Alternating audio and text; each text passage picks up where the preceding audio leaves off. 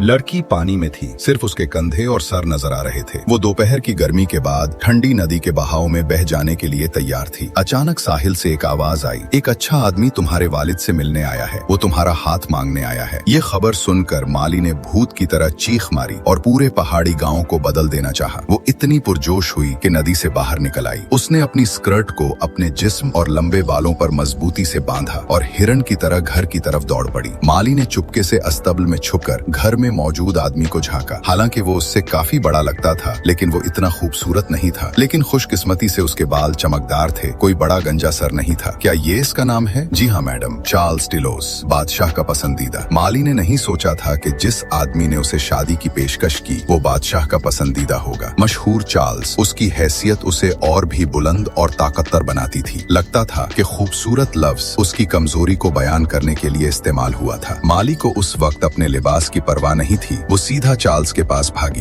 वो पुरजोश होकर बताने लगी कि वो उसकी बीवी बनने के लिए तैयार है। चार्ल्स वाज़ेह तौर पर उस मुतहर्रिक लड़की की तरफ मुतवज्जे हुआ। उसकी आंखें माली पर जम गईं। फिर बराह करम मेरे वालिद इजाजत दें, बराह करम इजाजत दें, और इस बार मैं आपकी बात मानूंगी। हालांकि माली के वालिद अब सिर्फ एक खाली खताब और कदीम खानदान के सरबराह थे, लेकिन वो अपनी बेटी को पैसों के लिए कभी नहीं बेचेंगे। वो जानते थे कि चार्ल्स की शादी की पेशकश का मकसद सिर्फ अपनी नस्ल को बेहतर बनाना था, लेकिन उन्हें तवक्को नहीं थी कि उनकी बेटी, जिसने 10 से ज्यादा मर्दों को मुस्तरद किया था, इस शादी को इतनी जल्दी कबूल कर लेगी। वालिद की इजाजत के बाद माली ने चार्ल्स से शादी करने की रजामंदी जाहिर की, जिसे उसने सिर्फ एक बार देखा था। शादी के दिन वो शानदार दुल्हन के लिबास में चर्च में दाखिल हुई। सबकी नजरों में वो पुरेतमाद अंदाज में अपने दौल्हे की तरफ बढ़ी। बादशाह लुइस भी इस शादी में चार्ल्स के दोस्त के तौर पर शरीक हुआ। ताहम नोबियाहता जोड़े के चेहरों पर खुशी और मुसर्रत देखकर लुइस का दिल तलखी से भर गया। शादी की रात चार्ल्स ने अपनी ज़हीन और मुतहर्रिक दुल्हन माली को देखा। अगर मलका इस जैसी होती तो बादशाह बहुत खुश होता। क्या आप जानते हैं कि शादी की रात के बाद से माली कभी मलका के बिस्तर पर वापस नहीं गई। 2 साल पहले बादशाह लुइस ने हस्पानवी शहजादी एनी से शादी की थी।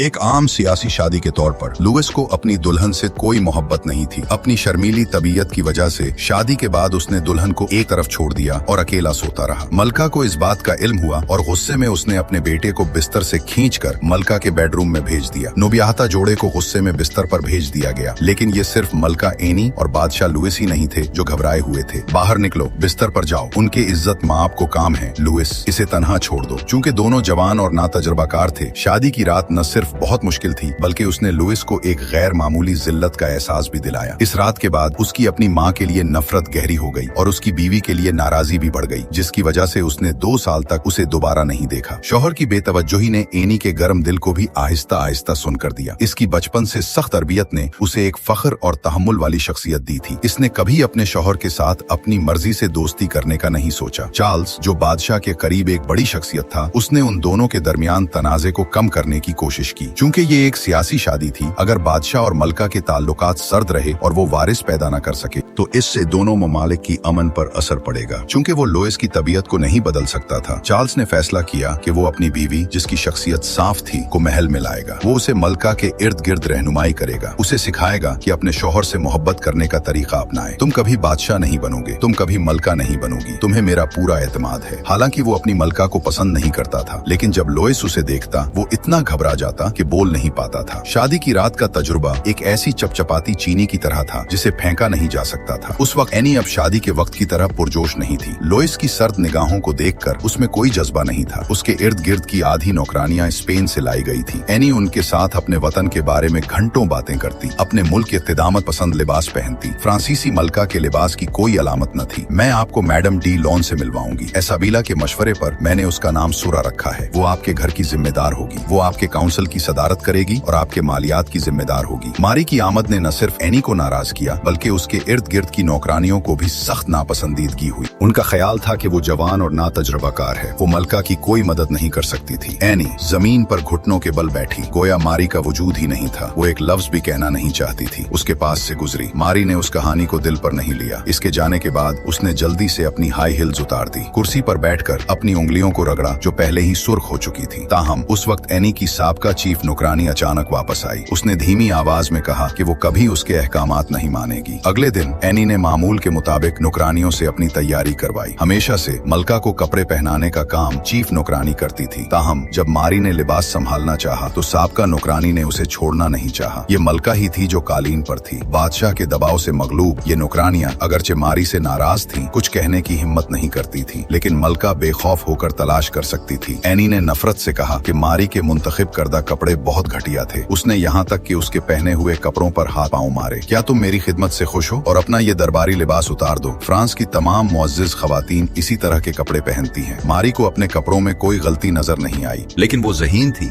और उसने कोई जवाब नहीं दिया। उसके बजाय जैसा कि मलका चाहती थी, उसने वही कपड़े पहन लिए जो उसे पसंद थे। एनी को रोजाना 1 घंटे से भी कम वक्त दुआ के लिए मांगना पड़ता था। उन नौकरानियों को उसके साथ हर वक्त रहना पड़ता था। मारी गाँव में प्ले बड़ी थी, इस तरह खामोश रहना उसके लिए एक किस्म की अजियत थी। बिलाखिर ये वक्त खत्म हुआ, लेकिन एनी ने अब भी उसे नजरअंदाज किया। अपना काम मुकम्मल करने के लिए मारी को खुद ही पहल करनी पड़ी। उसने एनी के करीब जाने की कोशिश की, लेकिन उसके पास मौजूद हस्पानवी नौकरानी ने जानबूझकर उसे रोका। कोई जगह ही नहीं थी। मारी ने उनमें से एक के लिबास पर पांव रख दिया, उसे गिरा दिया और बिलाखिर उसने यांसी हेफिंग की लकीर तोड़ दी। वो अपनी मर्जी के मुताबिक एनी के पास पहुंच गई, लेकिन उसके सामने घास पर एक कौवा था। कौवे की तरह चीख रहा।